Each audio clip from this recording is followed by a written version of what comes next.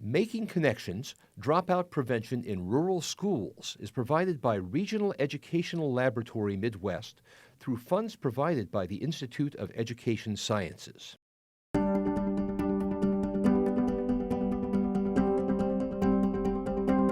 In recent years, there has been a steady decrease in dropout rates across the country. However, rural areas continue to face challenges in graduating students from high school.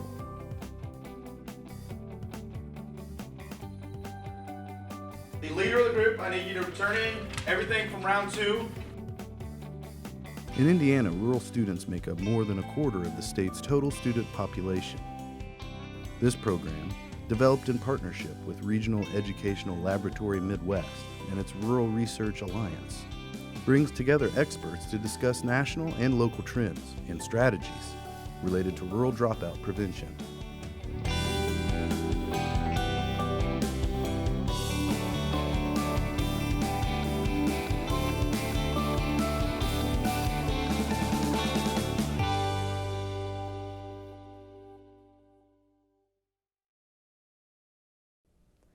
Hello, my name's Jenny Scala. Thank you for joining me today.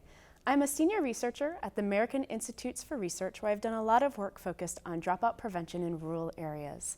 Today, our panelists are going to discuss trends seen across the country related to rural dropout prevention and also share recent research looking at promising practices that support dropout prevention in the rural communities.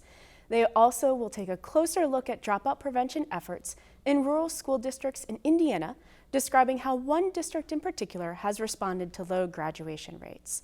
Our panelists today are Dr. John Hill, the Executive Director of the National Rural Education Association and a member of the REL Midwest Rural Research Alliance, Dr. Terry Sargent, the Superintendent of Jennings County Schools here in Indiana, and Dr. Caitlin Howley, a fellow at ICF International located in West Virginia. First of all, thank you all very much for joining me. It's great to see you here today.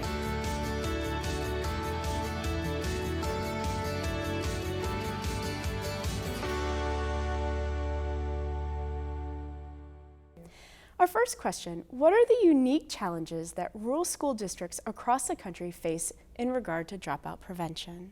Dr. Hill? Well, if we were to fly across the United States at 50,000 feet, we would see two big issues out there. One is capacity, and the other is the community context. In terms of capacity, we have declining enrollments in most rural school districts, and declining enrollments results in less funding for those particular schools, and so that creates issues. Then there's the capacity of class offerings. As schools become smaller, especially at the secondary level, it's really hard to offer some of the classes because very few students are there to take the classes. And then there's the whole thing of the capacity of the teachers to teach. For example, at the secondary level, a science teacher may teach all the science disciplines in a small rural district rather than just biology or just chemistry and physics.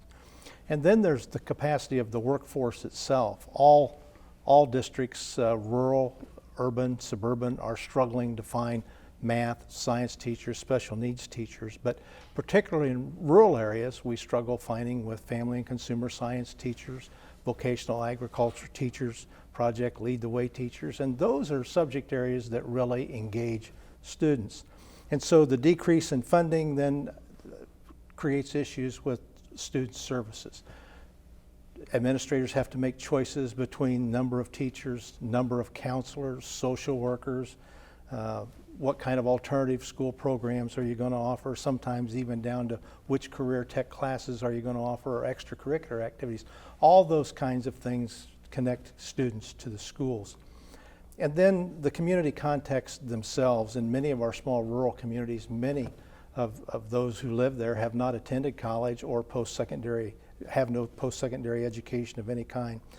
And the culture itself, most of these communities are very close-knit, which is a good thing, but there's a safety net there if you're in a community and everybody knows you and you know them.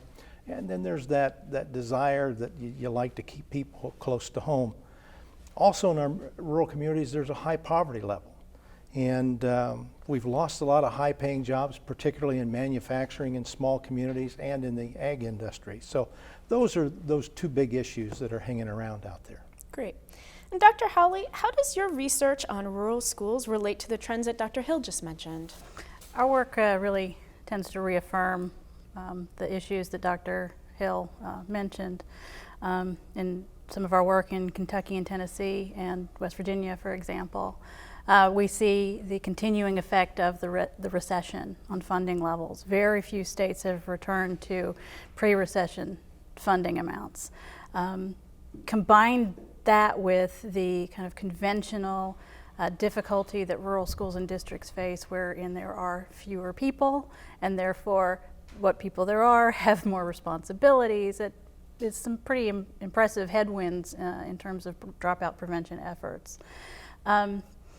Another concern, and Dr. Hill alluded to this as well, is that there tends to be less breadth and depth in terms of high school curricular offerings. Math, science, foreign language, advanced topics, interdisciplinary kinds of courses, which are the things that really get kids interested and engaged. So that's an issue. Yet another issue is that larger percentages of teachers in rural places are teaching outside of their specialty. So it means that the instruction that students receive may not be as good as it could be if it were elsewhere.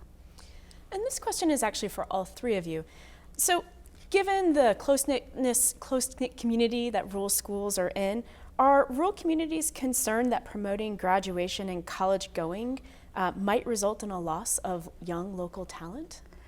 I would really characterize that as ambivalence, that rural parents and community members are ambivalent because on one hand, they see that the world is changing, that a high school diploma, a college degree is increasingly important for entry into jobs.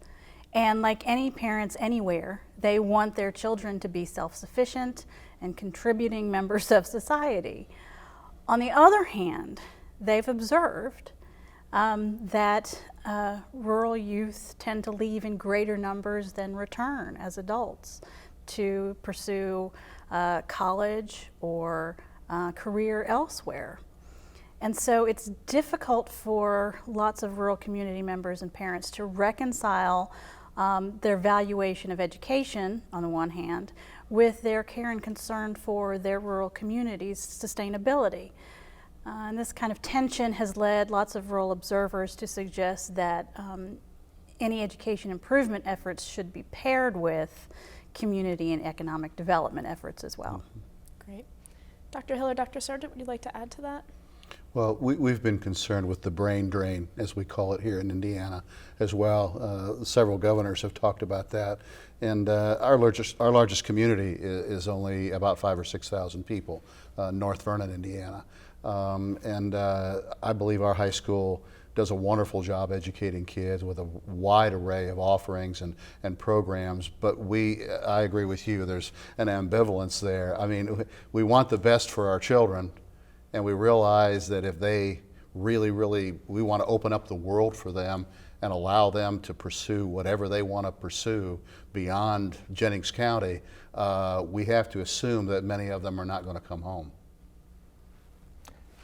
I can confirm as a parent what the other two have said, and I think something that Dr. Howley has mentioned, this whole idea is that we have to think to the future. What are things that we can do with those students who are in school now that if they desire to come back home, there may be ways to get them back home. And so, when I first took this job, I thought it was all about education, but the truth of the matter is, it is about education, it is about economic development, it is about the environment, it's about health care, it's about technology, and failure to address one is failure to address them all. Right. Great point.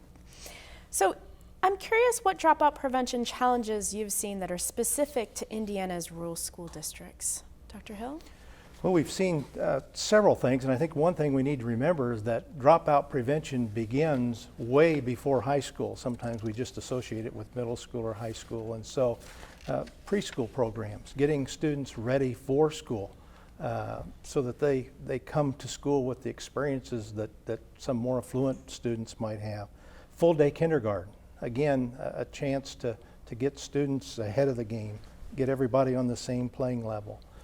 Those have been successful, we think, in internships, involving students to partner with community people. And again, in rural communities, there are all kinds of resources out there just waiting to be asked to be part of this experience. Problem-based learning, we see that some rural schools have been identified as high-tech schools or schools of inquiry. And again, another way of engaging students with their learning. The service learning projects, maybe not as popular today as they were a few years ago, but again, involving students in the community, connecting them with the community. And then the alternative schools, especially those that have a vocational component, a counseling component, and obviously an academic component. And then I think the one-on-one efforts that some school districts are making, I think, lends a lot of potential to leverage technology to engage students more in school. Great. This question is for everybody. So students often show signs of struggling before dropping out. We know that dropping out is a process. It's not just a singular event. Are there any school or district processes that could be improved to better identify or support struggling students in rural communities? I think early identification is the most important thing. We've put a lot of work into identifying at-risk students well down into grade school, and put a lot of resources into those children in order to, I guess, put them on track, so to speak, point them in the right direction, give them all the opportunities possible to really make the most of this opportunity called education before you get to the point of no return, or you get to the point where you really can't change that. A lot of it has to do with transitions from one level to another. A child leaving elementary school, going into middle school, or middle school into high school. Those are very, very critical points in time that that I think we've only really appreciated as educators over maybe the last decade or so, and have really put a lot of emphasis into those transition periods. Research shows that a high school student, a brand new high school student, a brand new freshman coming into high school will create their own mindset about that building and that environment within the first 6 weeks that they're there. And that mindset will determine the next, 3.5+ years and their success in school. So if you do things to make that transition a quality transition and help them to find success and different things that they can get involved with at school that they enjoy right from the beginning in that first 6 weeks, the likelihood that they'll graduate goes up exponentially. That's just one example of a successful transition, but those are the key times. And are you guys doing in Jennings County anything particular to help that elementary to middle school transition? Oh yeah, we have a lot of interaction between our middle school and all 6 of our elementary schools, tours of the building and increased interaction between middle school and and elementary age kids. I was just in some meetings that we had last week talking about specific projects where we would send middle school students into the elementary schools several times, particularly when kids are in the 5th and 6th grade, in an effort to get them even further oriented to middle school. So that we expect them to be excited and a little nervous, but not scared to go to middle school. And probably too many of them still are in our environment, in any school corporation. How about for the rest of you? Are there any policies or strategies that schools can do to help with that early identification of students who might be at risk? I think the whole idea of monitoring reading is critical. Those who are struggling with the written language, because every subject we teach, even math, is embedded in language. And so being sure that reading levels, reading itself is being monitored, I think is really critical. And then as we get into the upper grades, to look at reading as something that all the disciplines need to be involved in, not just the English teacher, the language arts teacher. I think that becomes critical, but continuous monitoring of reading. Obviously, absenteeism is something that has to be monitored on a regular basis. How many days, why, those kinds of things. And then be thinking of interventions, and those would vary as our students vary. I think that's critical. You bring up a really important point right there in terms of those different and available resources. So how can schools in rural communities find and utilize wraparound services for students that may not be available in their immediate community, given the ruralness in their community? Any ideas or examples? That's a really excellent question, and so important, particularly in impoverished rural communities. In Appalachia, one of the things that our families struggle with is distance. And transportation often limits access to those services. So placing them in schools is a really important strategy for overcoming that particular barrier.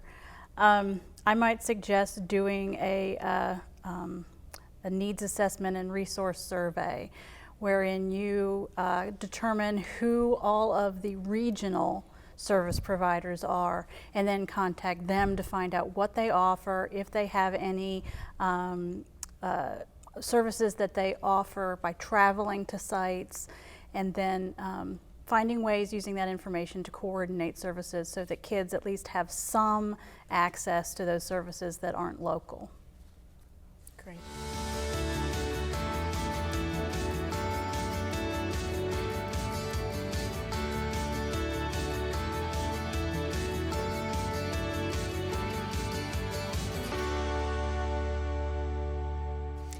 Move on and talk a little bit more locally here in Indiana. So Dr. Sargent, could you please describe your district and challenges that you've faced with student dropouts? They mostly focus in three areas. One area is orientation. When I talk about preventing dropouts, I talk about making certain that it's not something you're stopping, it's something that you're forcing children or trying to orient children to look beyond receiving a high school diploma. If there's a goal out there that they want to be a particular occupation, they want to be a doctor or a lawyer or an oceanographer or whatever it is that they choose to be, that's where you focus from the earliest time that you can pull their attention and get them to look at those things.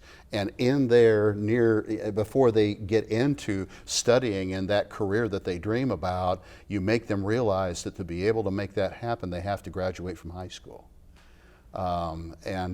So it's mostly a matter of orientation.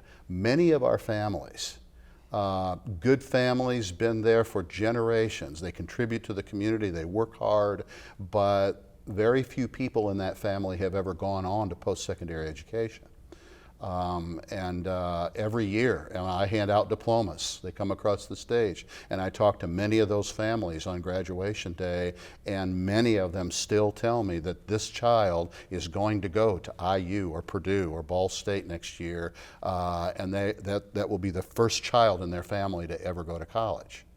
And so because of this lack of orientation to a college or a post-secondary environment within the family, it's not talked about within the family as the child is growing up. We're the ones that have to introduce that into the mind of the child and make them think beyond high school. The other part John alluded to earlier is poverty. We have a very high level of poverty in Jennings County. We gauge it in the schools mostly by the rate of free and reduced lunch. And our district-wide is 61%. I have one building that's 87%. People who are in poverty don't tend to think about establishing college funds. They don't tend to think about more than beyond paycheck to paycheck and how do we get by and how do we keep clothes on the kids so they can go to school and look decent, those kinds of things. They really, there's not a lot of financial planning that goes on, and so they don't really think much beyond the immediate future, let alone graduating from high school and going on and doing other things. The last one is homelessness. We have over 10% of our population in Jennings County, according to the federal definition, McKinney-Vento definition of homelessness, over 10% of our folks are defined as homeless. When you have that level of your population, it's kind of like the poverty that I was alluding to a minute ago. You're thinking about survival. You may be living in a car. You may be living 10 people in a house with grandma. You know, I mean, you may be living under some pretty stressful, dysfunctional situations and environments. And, you know, you don't think about homework in those environments, let alone, you know, finishing high school. So as we learn more about Jennings County, do you mind taking a few moments and just helping paint the picture of some of the demographics within your school district? How many students do you have? Sure. Just so that we all have a better Just understanding. a general. Yeah. It's primarily rural. Mm-hmm. We have one significant town, and that is North Vernon, a town of about 6,000 people, and several little villages around the county. I think the current population of the county might be about 27,000, I believe. We are, our student population, we are one school district. In the entire corporation, one public school district, one very small Christian academy, and a fairly significant Catholic school that is grades K through 8. But we're the biggest game in town, and we have a student population of about 4,300 kids. One high school, one large middle school, and 6 elementary schools. There's one elementary in town. The other elementaries are all scattered throughout the county. About 500 staff members altogether, a little over 300 teachers. So given the demographics that you shared in terms of homelessness as well as poverty, and as well as this notion in terms of a lot of your students are the first students that are going to be pursuing post-secondary goals and aspirations in education. So how has your district responded to these challenges? Well, I think we've focused in several areas. I want to give a lot of credit to the vision and the hard work of the people, particularly in our middle school and high school, but really all grades all the way up. In more recent years, it's been the efforts by the staff and the administration at Jennings County High School that has done a lot of that. Our former high school principal, Tim Taylor, who is now the superintendent at Jacksonville Schools in Osgood, Indiana, had a lot to do with that. And the people who are in administration there now are just continuing with the momentum that Tim started. Again, I think part of it goes back to the transitions that we talked about a little bit ago, making sure that that transition into middle school and high school are successful ones for those students. Another area is a focus on the part of all teachers, kindergarten all the way up, getting students to talk actively and frequently about what are you going to do when you grow up, what are you going to do after you graduate from high school, where do you might maybe want to go to college or anything like that. Get them to thinking in that terms. They're going to change their minds 50 times. Between today and when they graduate from high school, but that's not the idea. The idea is to get them to think about it, and our teachers are very, very actively involved in doing that with all of their kids very frequently. We have a very strong credit recovery program in the high school that's computer-based, that's fully staffed. It is for students who have not been successful at certain courses, have fallen behind in their credits. We put them in the credit recovery lab to catch them up on credits so that they can hopefully graduate with their original classmates. A lot of schools do this. We do it very aggressively and have for over a decade now.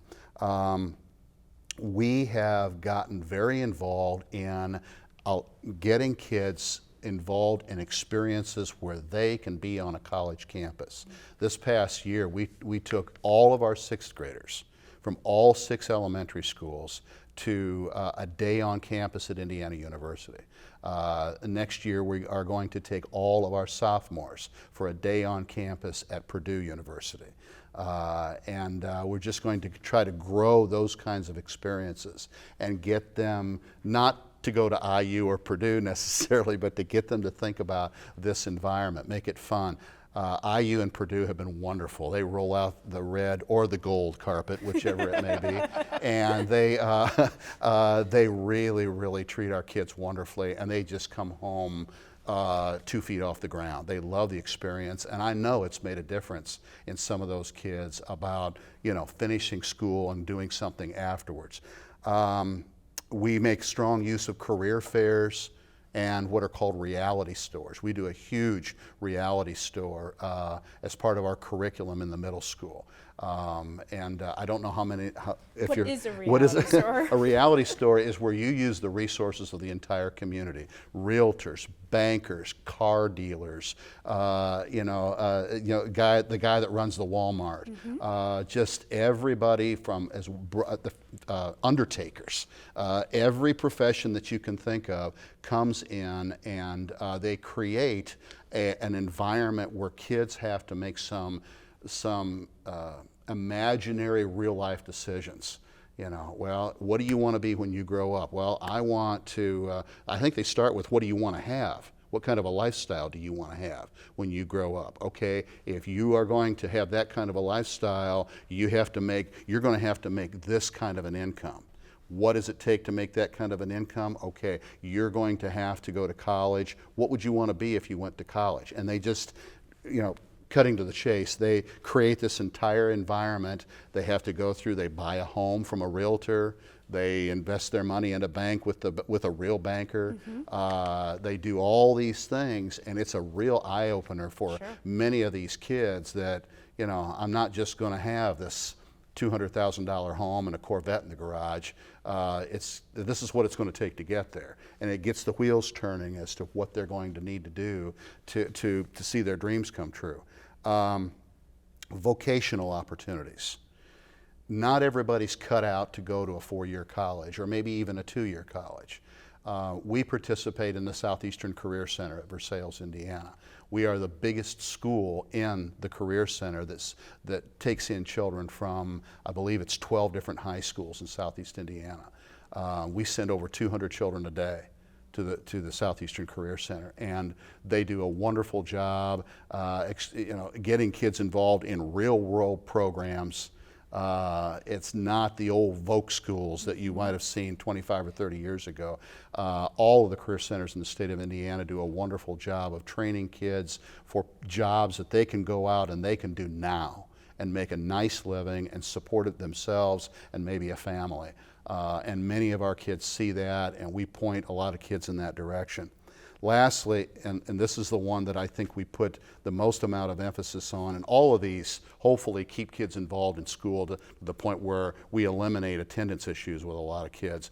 But to me, the most important one of the most important ones, is getting kids involved in school beyond the classroom. Extracurricular activities. I'm not talking about everybody playing football. I'm talking about athletics, drama, various different clubs and organizations, the show choir, just whatever it may be, getting everybody involved in some kind of an activity. If you have a student that is involved, say, on the wrestling team, and he's a C or a D student at best, he's maybe an at-risk student, maybe from a family that's facing a lot of challenges and whatever, there's some question as to whether or not he's going to graduate from high school. If you get him involved in wrestling, he will work hard with wrestling, he will fall in love with the team and the coach, he will work hard in the classroom to stay eligible for wrestling, the thing that he loves more than anything in the world, and inadvertently he will accidentally graduate from high school. It works throughout all extracurricular activities. That's why schools are so involved in extracurricular activities, because it gives many children an anchor in the building that they see it through 4 years and they graduate, and then they can go on and do it puts them in a position that they can go on and do other things, where without that diploma that's where it stops. So then for the extracurriculars, are the eligibility requirements the same regardless of what student or what extracurricular a student is enrolled Pretty in? much. Some of the non-athletic organizations set their own, but what I have found is that most of those are a little tougher than athletics. Okay. And so like National Honor Society and you know, some of those organizations, their bar is pretty high. Yeah, it's just, like I said, it's that anchor in the building. That's great. Yeah. So there's clearly a lot going on in Jennings County. Dr. Hill, some of Terry's strategies sound similar to the strengths that you mentioned earlier in the program. Are you aware of other rural districts in Indiana also employing these similar tactics? Well, I was just looking at some dropout rates. Back in 2006, 2007, the state dropout rate was 11.5%, and in 2013-14, reported rate is 4.59%. It tells me that a lot of people, you're a little lower than that, I think. 4%. Which tells me that a lot of districts around the state, urban, suburban, rural, are all employing a lot of these techniques in their particular buildings. I think that probably the thing that I see that Terry hasn't mentioned is that in a couple of the rural schools that have a high minority population, there are real efforts made again to encourage the minority students to participate in the dances, to participate in the extracurricular events, to really make them feel part of the local community, but to also interest members of the local community in their culture. And I think that serves some districts pretty well.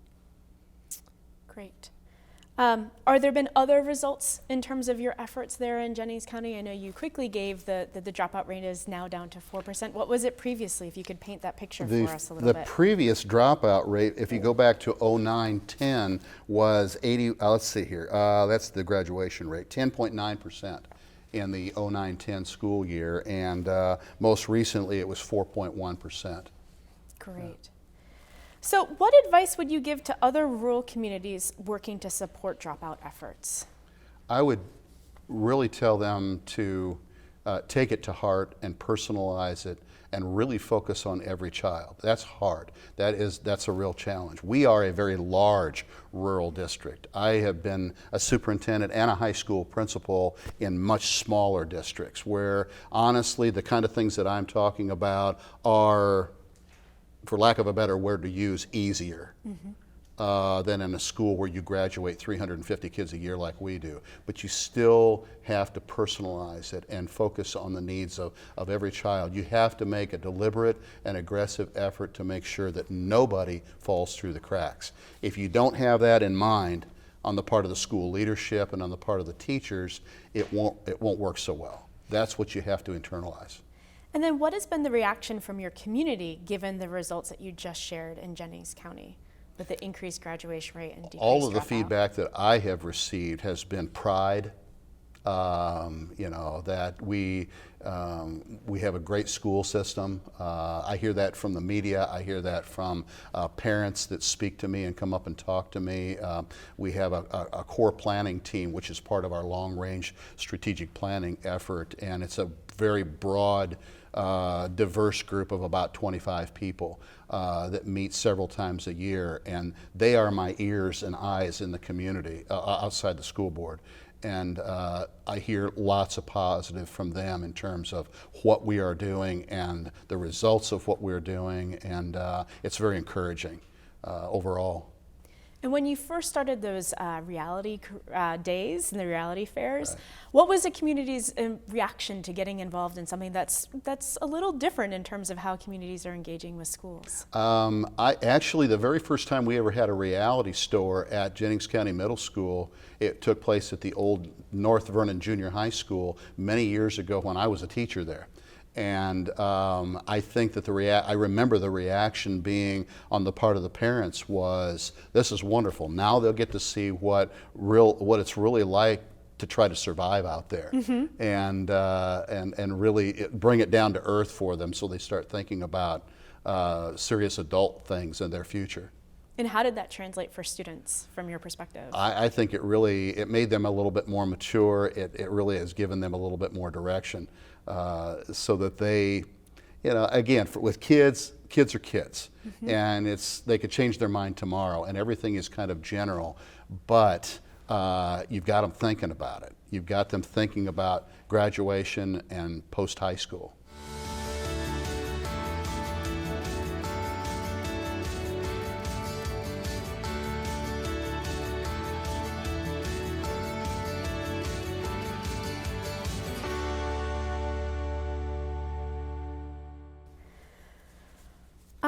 We're going to move on to our next topic. In general, what are some of the most promising practices to help rural students graduate high school? Perhaps Dr. Howley or Dr. Hill, you could start us off. One of the things I see out there are collaboratives, and it would be similar to an education service center, except they encompass a large number of districts, community colleges, service centers, universities. And a couple examples would be the Ohio Appalachian Collaborative, which is over in southeast Ohio. And again, they think about ways of working together that they didn't in their previous lifetime. They work together on professional development, but on the alternative school, credit recovery classes, those kinds of things that individually they were so small that they could not offer. Together as a large collaborative they can. The other is called the Eastern Washington Rural Alliance. That's 56 school districts, 6 community colleges, 3 universities, and I think 2 or 3 service centers. Again, cooperating in a way. And some of those small school districts have adopted the exact same calendar. Their high schools and middle schools have adopted the exact same schedule, so a teacher in one building can teach a class at 8 o'clock, students in another building can take that class at the very same time. But again, all the professional development, all the wraparound services together as a collaborative, they can offer those services to students where individually it would be difficult to do that. The whole thing with credit recovery classes, that's not new, but it's a really powerful incentive for students to graduate with their cohort. We see a lot of communities around the country leveraging local resources in rural areas.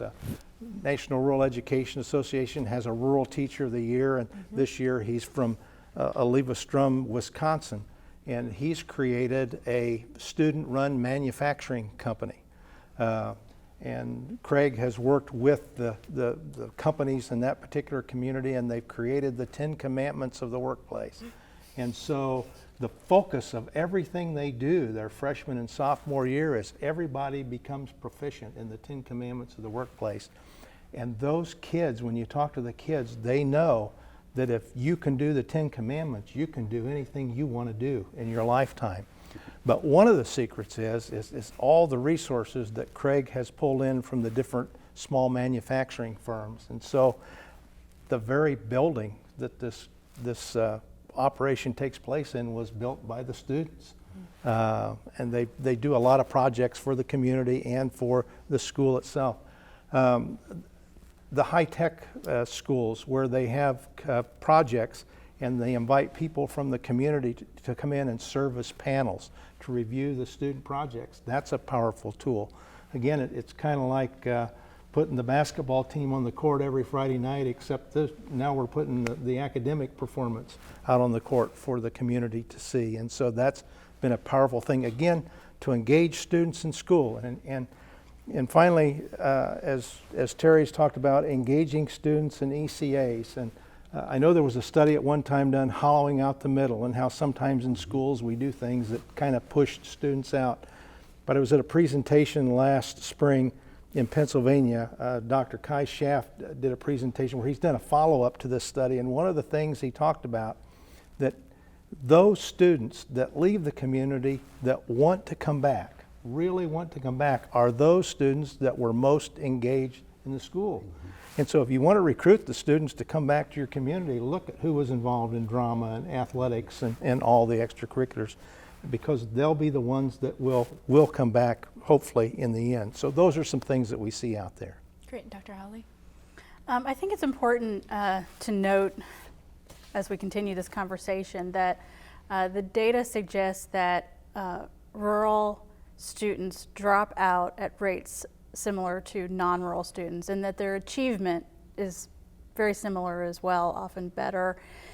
And that if any differences are observed, they disappear once you control for socioeconomic status. And what that means is that impoverished rural kids tend to drop out at rates similarly to non-rural kids.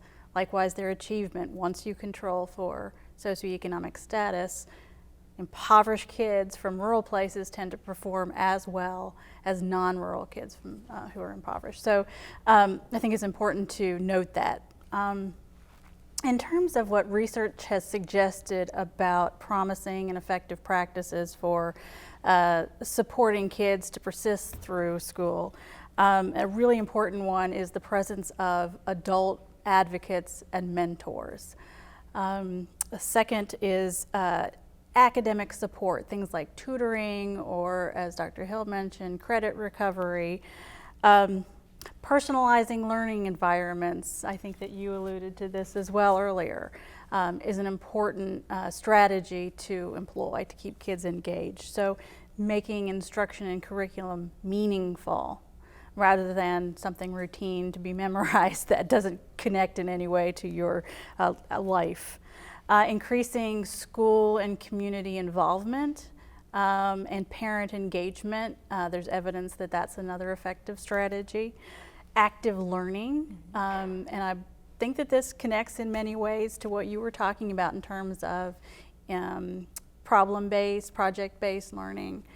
And then finally, offering a robust career and technical education curriculum, because not every kid is going to go to college, and there are important things to be done that don't require a college degree, but that a high school diploma and some post-secondary training would be useful for.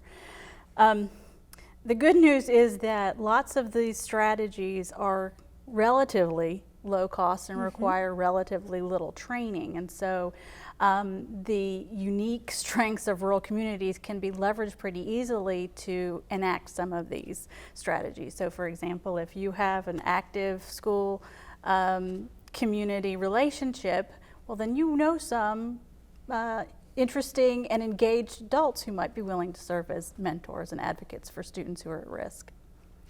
So speaking of the school community relationships, that's come up multiple times, I think, from each of you today during our conversations. So why are they so important, particularly in rural districts? In many rural districts, the school is the community. Right.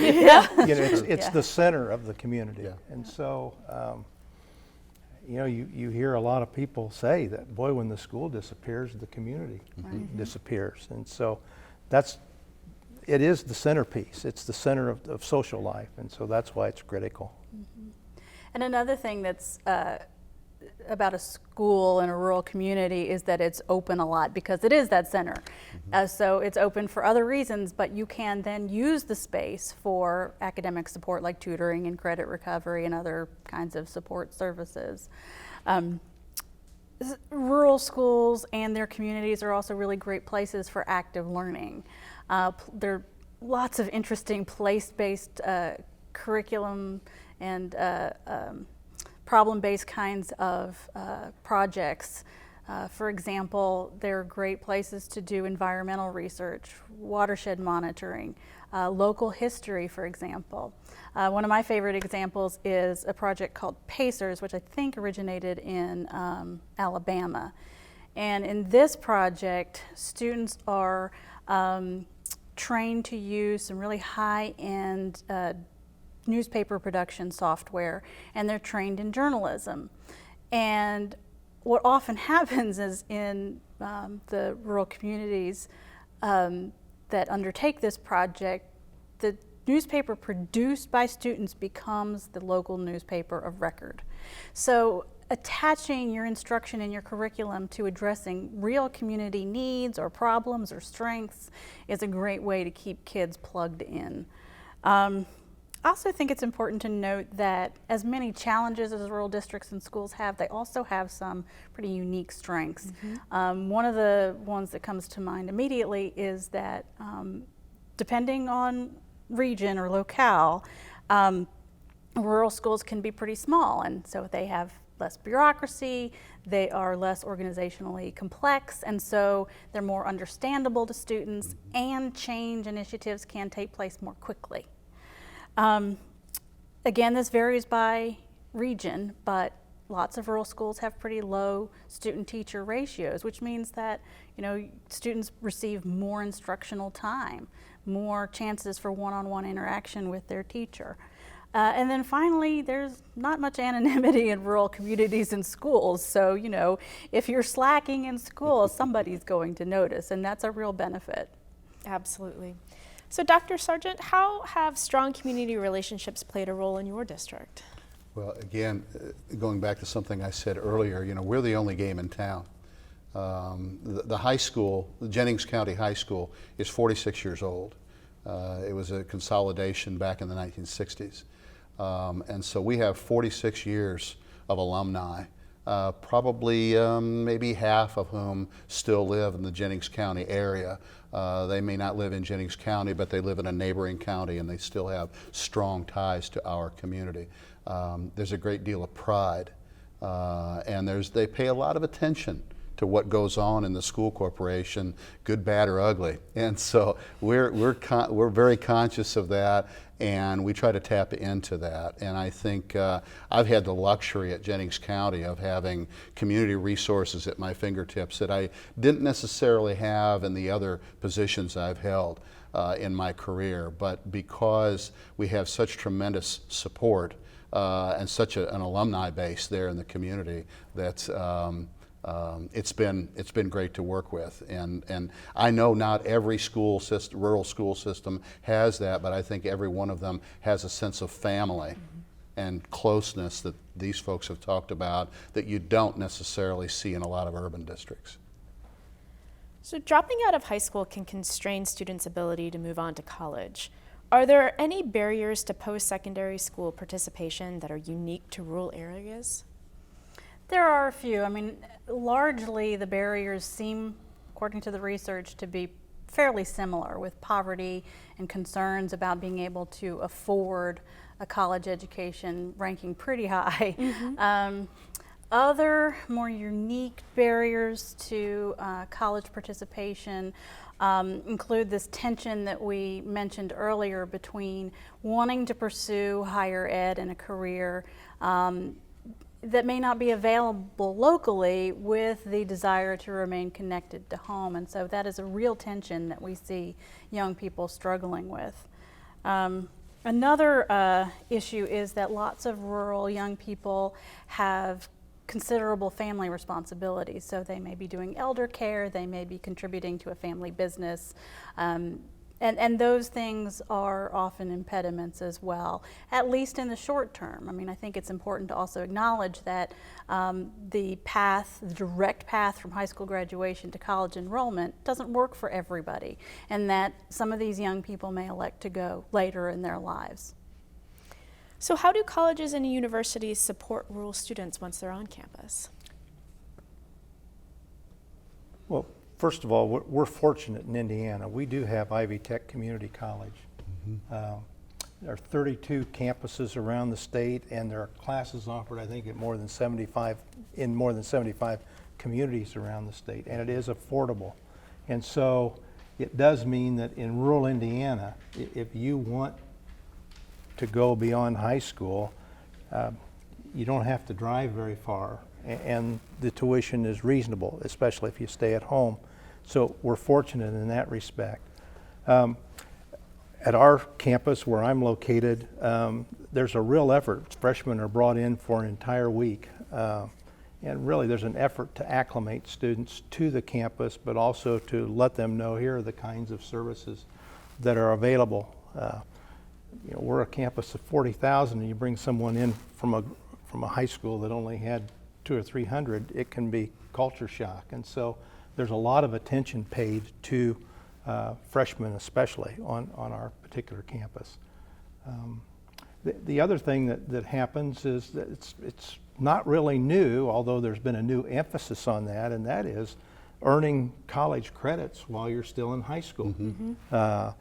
And Ivy Tech, again, clear back into the late 80s, has always been real cooperative about offering dual credit classes, especially within the buildings themselves. Now, dual credit classes from the universities have been more of a challenge because some of the bigger universities have different criteria for who can teach a class and who can't. But at least that's been a real plus where students can enter that first year of college and have several credits and be ahead of the game a little bit. We have partnerships with 4 universities. 3 universities and 1 college in the state of Indiana. We are a member school of Ivy Tech's early college program. And we're hopeful that within the next few years, through that program, that students that walk across the stage and get their diploma from me can go to another table on stage and receive their associate's degree from Ivy Tech. We also have partnerships with Indiana University, Purdue University at Columbus, IU, and Vincennes, and all of them have been wonderful to work with. I think they really, really know, they want our market, so to speak, and they realize the service that they're providing for our students. And I know this varies on location, but for people that might not be as familiar with this concept of dual enrollment, so you have a student who's enrolled in your high school because they're a high school student. What does it mean for that student if they are also dually enrolled somewhere else at a higher education institution? They are taking the course per the college's curriculum and requirements, but when they pass that course and earn that college credit from Ivy Tech, for instance, then we also grant them high school credit for the same course. And then who's teaching the students? Is it your high school staff, or is it that your high school staff have been trained by these other higher ed institutions? How does that play itself out? In most cases, it is our staff who have been trained and or also have the academic credentials per the requirements of that university to teach that course at the college level. The one exception is our relationship with IUPUC. We have a sociology and a psychology class going on right now that students are participating in that Indiana University is sending the professors to us in North Vernon. And it sounds like that those relationships have been established for a long time. Yes, most of them, yes. And then that there's been, I'm trying to think about for other districts that might not have local, easy access to some of these higher ed institutions, how to go about this idea and process of dual enrollment, knowing that it can be very successful for some students in terms of that engagement aspect. Does anyone have any ideas of how to help? We just found that we reached out. Ivy Tech reached out to us, but in the case of the other universities, we just reached out to them, and they were very quick to respond and very anxious to serve us once they knew we had an interest for our students. Great. I think we have time for one additional question that's focused on consolidation. So many rural communities lost their identity and pride when schools consolidated. Would smaller community-based schools better serve rural youth? I've been in both environments.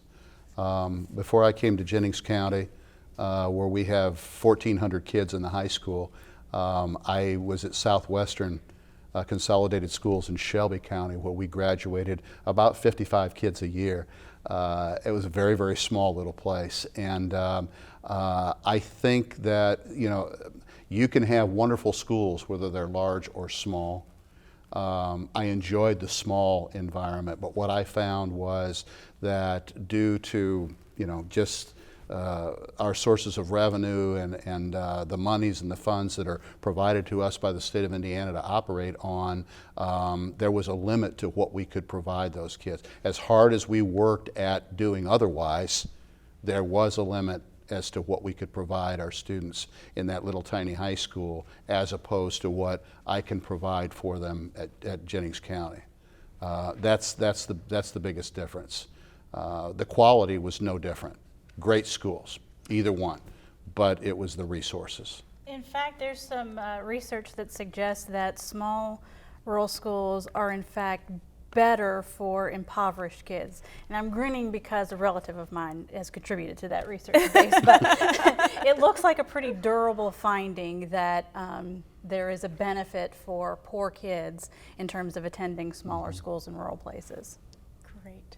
Did you want to add anything? I just think that's the power of the collaboratives that I mentioned earlier, that you know, with some of the things we can do with technology today, we can collaborate, we can cooperate, different schools and different districts can do those kinds of things, maintain their identity, and yet increase the things that they can do for students. And so, you know, communities are important. And so, again, we have to think about maybe how to use our resources in a different way and to help each other. Great. And I know we could spend a lot of time going into each one of these conversations and have a full 2-hour discussion on each one. But I did want to thank our panelists today for providing these insights into rural dropout prevention challenges and potential solutions, particularly in Indiana's rural communities. Please visit the REL Midwest website at relmidwest.org for additional information about our rural and dropout prevention research alliances, our work, and to view the archive of this event, including resources mentioned by the panelists and other supplementary materials.